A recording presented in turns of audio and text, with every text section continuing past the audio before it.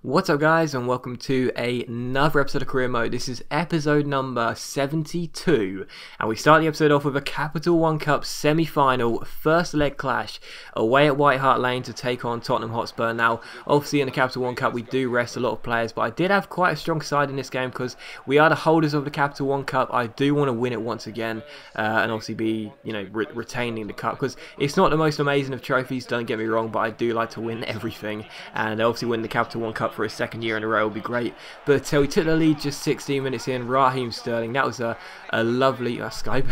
That was a lovely piece of passing, and Sterling, what a great finish that was past Hugo Lloris to make it Tottenham 0, Liverpool 1. But unfortunately my passing out the back was so poor, and unfortunately, I've said it 1,000 times, Gazzaniga is a really poor goalkeeper. I know he is, but I just love the guy. But yeah, I mean, De Gea would have stopped that with ease, but Gazza didn't, unfortunately.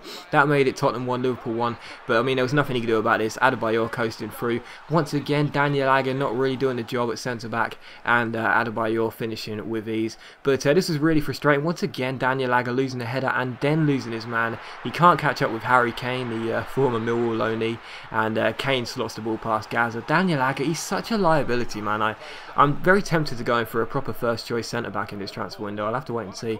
But we won a corner here, and Daniel Agger must have heard my criticism from the touchline, because he did get us a goal back here with a nice header, and the game finished 3-2. So we're still in it. It's obviously a two-legged tie, so we're not out of the tie so far.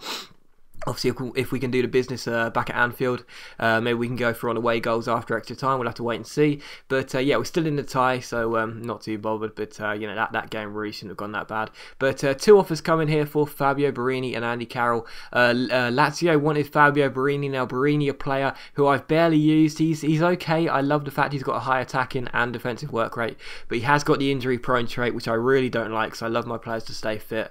And to be honest, he doesn't really offer too much other than being a workhorse and pretty decent finishing. But obviously with Gazzaniga's poor performances, I did decide to go in for Mika. Now I'm probably going to keep Gazza as my second choice goalkeeper anyway, but if he plays really poorly again, I'm very tempted to drop him to third choice, because as much as I love him, he's a cult hero for every single video I do. He's just not good enough. And yeah, Mika is obviously a very solid goalkeeper. We haven't got too much money, and he'll do the job as a backup goalkeeper. He's a 71 rated goalkeeper. I think he'll probably grow to a 72, 73, and he's a decent shot stopper. But Borini looks like he's on his way to Lazio for, I think it was £11 million, so I'm perfectly fine with that. Obviously Jordan Slew's an amazing striker, so he can just sit on the bench from the time after he's gone. But the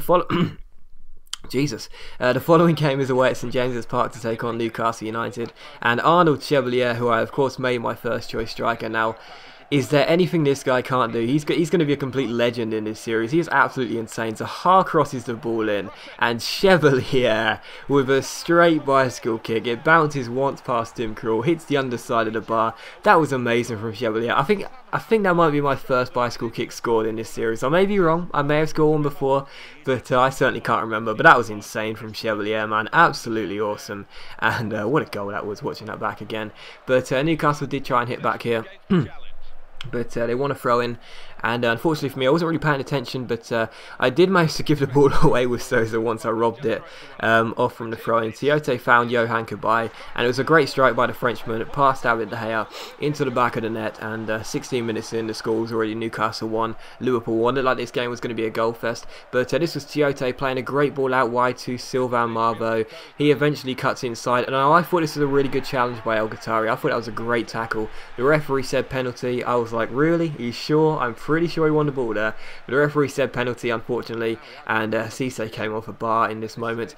But the penalty was going to be taken by Johan Cabaye. Could he get his second of the game against David De Gea? Unfortunately, he could. He sends the Spaniard the wrong way, and Cabaye makes it Newcastle 2, Liverpool 1. But we robbed the ball back here in the 74th minute. Chevalier picks the ball up and plays an amazing ball over the top to Sterling. He goes through 1-on-1 with Tim Krul. Can he finish? He gets taken down. It's a definite penalty, no doubt about it. Don't know what Krul's complaining for, because it was a definite penalty. And obviously Belhanda, old reliable, he never misses a penalty, and he's not going to start here. Smashes it to the left. Tim Krul goes to his left, and it ends up being 2-2, and that is how the game finishes. So a really decent performance, a very good win. Obviously Chevalier with an insane bicycle kick goal. But yeah, obviously transfer offers were coming in for my players, no real surprise about that. And I was expecting one for Chevalier, of course. Chevalier is an absolute monster on this game. But we did have a player injured in this game as well, and it was Chevalier out for 5 days.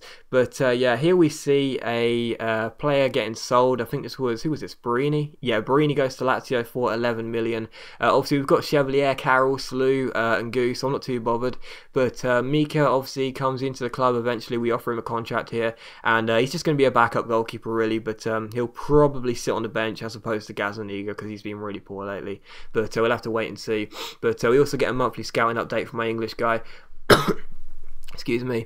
And I think I signed this guy Jack Baldwin. Yes, I did. Some of the players look okay, but some look really poor, and yeah, we'll just have to wait and see. That guy's got the same initials as me, JC, yay.